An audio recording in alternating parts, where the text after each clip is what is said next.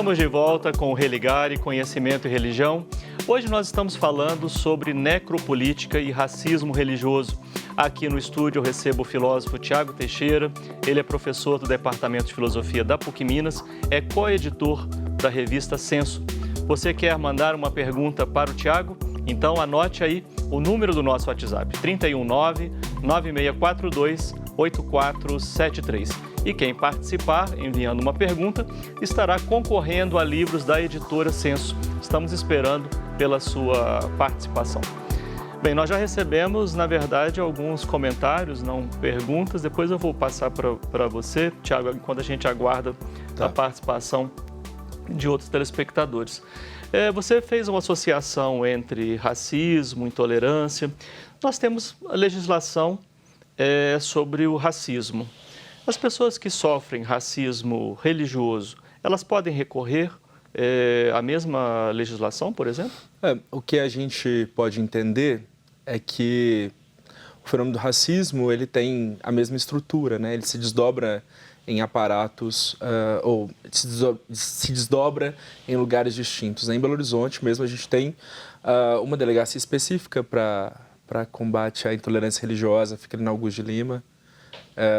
E aí, enfim, acho que é importante que as pessoas que sofrem intolerância, e aqui não tem classe, não tem lugar social, não tem ideologia, enfim, perspectiva política, todas as pessoas que sofrem porque a elas são negados direitos e elas precisam procurar direitos, independente de qual lugar. Esse tema do racismo religioso, Tiago, você tem assim, algum tipo de mapeamento, como ele é tratado no Brasil, como ele é tratado em outros países?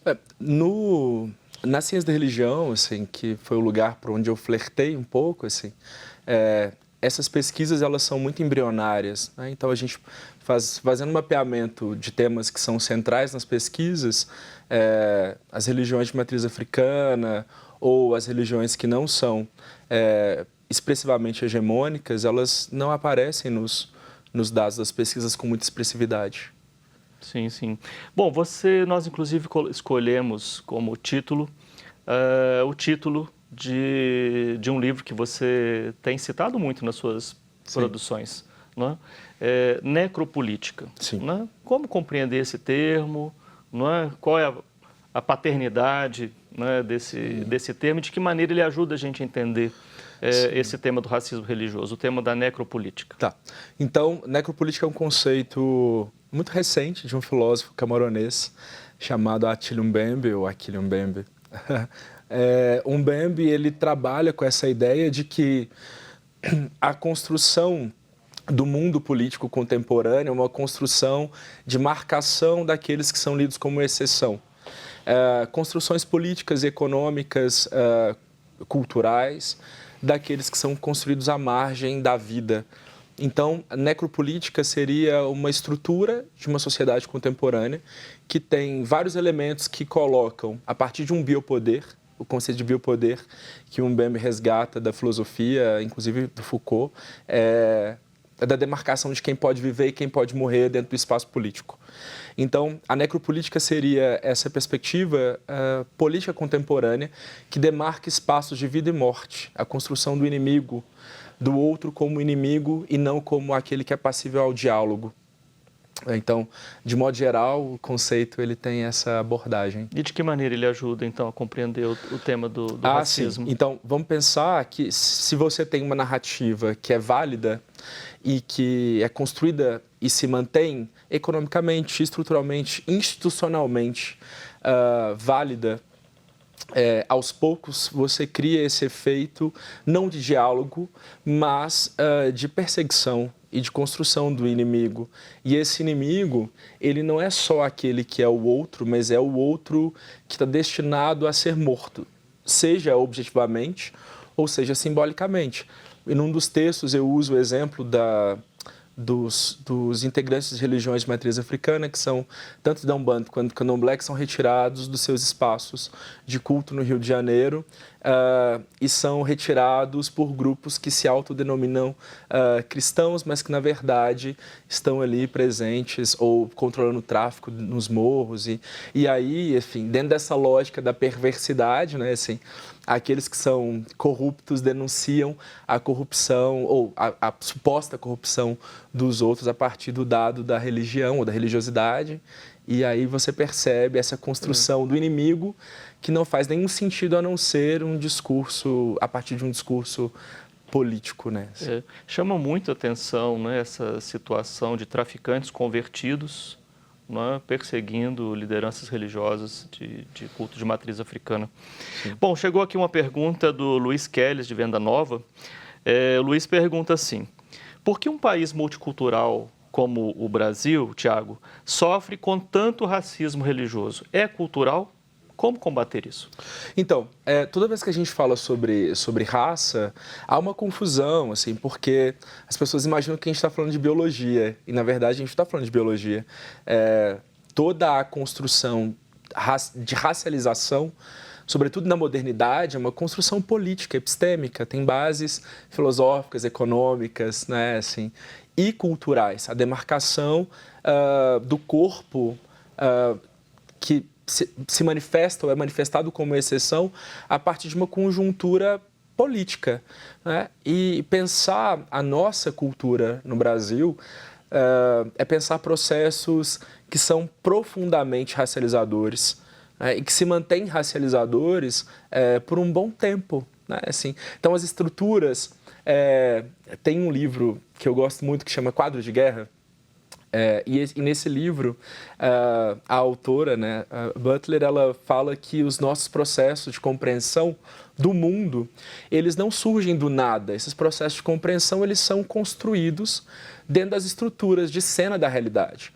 Então, se a gente absorve o tempo todo figuras de mundo que determinam quais corpos são validados e quais não são, nós seguimos nesse mecanismo de retroalimentação desses processos enquadrantes do outro. E se esse outro é marcado para não ser expressivo, mesmo que eu não dê conta disso, ele continua sendo. Então, eu falo até isso num texto, né? Assim, as discussões sobre racismo não são discussões sobre convicção ou sobre fé, não é assim, eu não acredito que o racismo não exista, é uma questão de realidade, assim. E aí, se é uma questão objetiva, eu posso turvar a minha consciência e manter a minha consciência muito turvada dos processos que são inerentes à realidade política e cultural que nos acompanha, ou eu posso, de fato, enfrentar esse debate com honestidade. Talvez isso tenha a ver com a pergunta que a Gabriela Marques enviou para você. Por que racismo religioso e não apenas intolerância religiosa? Há uma diferença, a meu ver, né? E aí, Gabriela, estou sendo aqui muito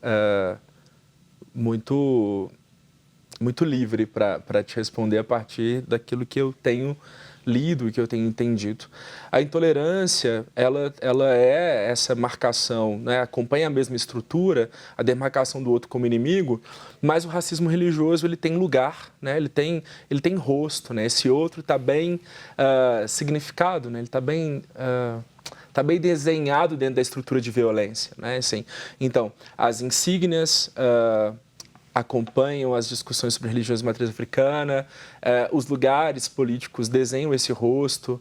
Então, não se trata só da intolerância, mas é de uma intolerância construída sobre um corpo, ou sobre corpos que são racializados.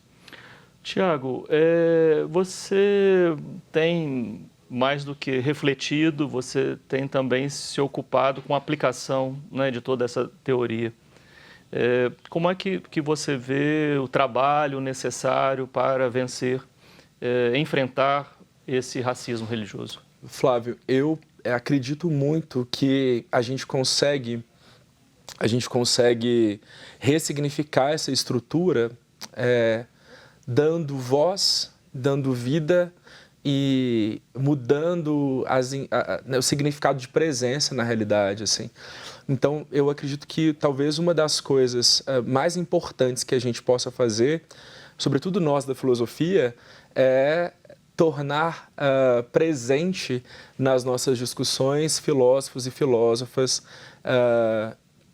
negros e negras, claro, evidentemente, e que demarcam esse lugar importante do outro poder falar sobre a sua realidade, da sua forma de compreensão de mundo. Então, existem várias teóricas e teóricos no Brasil que são importantíssimos, né? Assim, eu citei o Adilson Moreira, mas o Silvio de Almeida, a própria Lélia Gonzalez, Jamila Ribeiro, Sueli Carneiro, que muito recentemente publicou um livro chamado Histórias de uma Vida, que é um livro importantíssimo para a gente pensar esse lugar do outro como possível pensador ou pensadora, como possível crente, inclusive, como possível vida.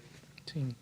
Bom, quero agradecer a você, ao Jonathan Félix, ao Santos Roterdã, por terem cedido esses livros da editora Senso, né, para nós sortearmos aqui entre os nossos telespectadores. Sim. Agradecer e o trabalho que vocês vêm fazendo na revista Senso, né? Convidar os nossos telespectadores a conhecerem o seu trabalho, o trabalho da revista.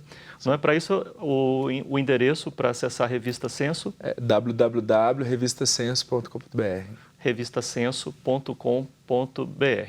Não deixe de conhecer o trabalho. Bem, muito obrigado por ter vindo aqui.